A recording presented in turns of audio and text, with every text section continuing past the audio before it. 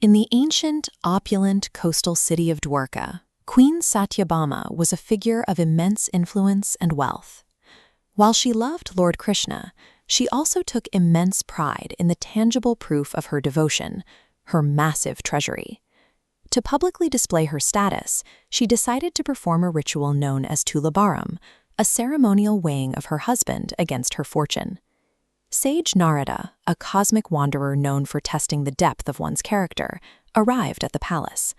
He sensed the queen's reliance on her material standing and offered a specific challenge that would put her confidence to the ultimate test.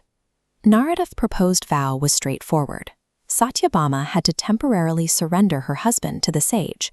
To reclaim him, she would have to place Krishna on one side of a scale and match his weight exactly with gold and jewels. Convinced that her assets were more than sufficient, the queen agreed. The ritual was set to operate on a simple market logic, the idea that even a divine presence could be balanced out if the price was high enough.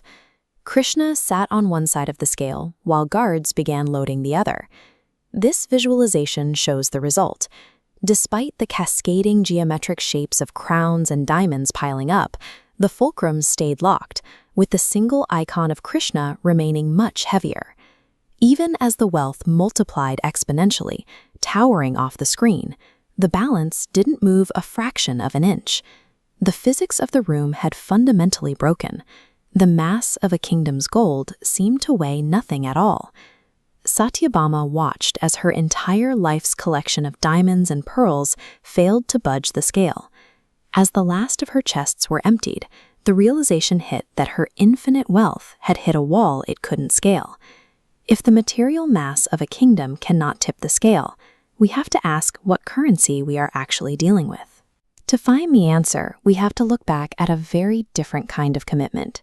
This brings us to Queen Rukmini. She navigated the world through a quiet humility, placing her focus on internal conviction rather than external display. Years earlier in Vidarbha, Rukmini's brother tried to force her into a political marriage with a cruel rival king. Lacking an army or political leverage, Rukmini turned to Bhakti, a state of pure, unselfish devotion that sought no reward. She sent a secret letter to Krishna, a man she knew only through stories of his character. In it, she declared her absolute surrender and made it clear that she would rather end her life than be used as a political pawn. Rukmini's entire plan relied on a total lack of ego.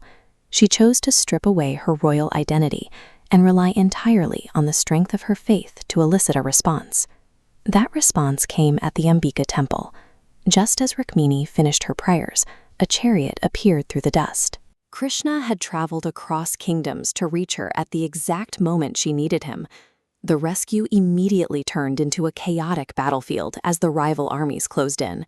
The air filled with the clash of metallic shields as Krishna's forces protected their path out of Vidarbha. At the height of the combat, Rukmini showed the true nature of her character. When Krishna was about to strike down her brother, she stepped in and begged for his life to be spared, a plea for mercy that Krishna immediately honored. The flashback proves that Krishna's presence wasn't won through wealth or strategic alliances. It was the result of Rukmini's selfless intention and her willingness to let go of everything else. Back in the present, Satyabhama stands defeated by her own mountain of gold. The scale is still tilted and her treasury is exhausted. Rukmini enters the hall, carrying nothing but a single Tulsi leaf. In the context of the massive piles of gold coins surrounding her, the leaf looks entirely insignificant. After a quiet prayer, Rukmini places the leaf atop the mountain of gold. In slow motion, it lands softly on the glittering pile. The moment the leaf touches the scale, the balance snaps into a perfectly horizontal line. The weight of the kingdom was finally matched by something smaller than a coin. The leaf itself didn't have the physical mass to move the scale, but the intention behind it carried a weight that the gold couldn't simulate. Satyabhama stood in total silence.